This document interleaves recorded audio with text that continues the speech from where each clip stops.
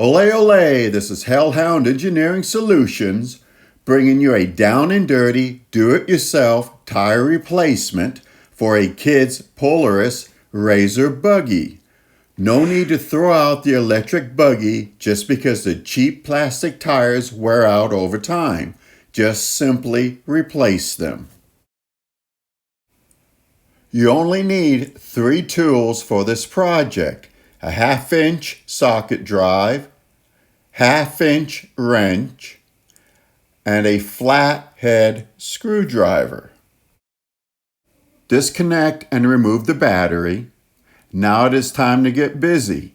Removing the tires are not complicated. You will have to remove the driveline support nut cover and unscrew the bolt. Use the socket and wrench at the same time.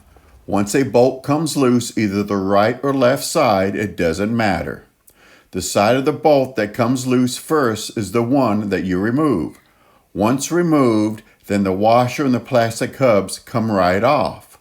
The tire usually slides out easily over the driveline support.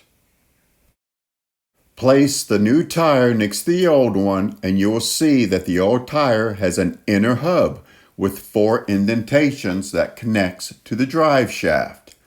Remove this inner hub from the old tire with the flat end of a screwdriver. Place the hub on the new tire by lining up the 4 holes and posts, then press down. Okay, now push the driveline support through the outer wheel hub, then the new tire, and through the center driveline on the cart to the other side. Getting closer.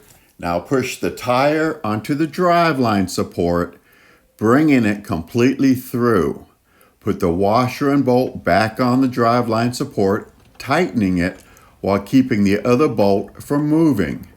Replace the driveline support nut cover back on, reattach the battery, and the cart is now ready to use. Why throw away a perfectly good electric go-kart when all you have to do is replace the old worn-out tire for a new one? Ole ole, another do-it-yourself project done right.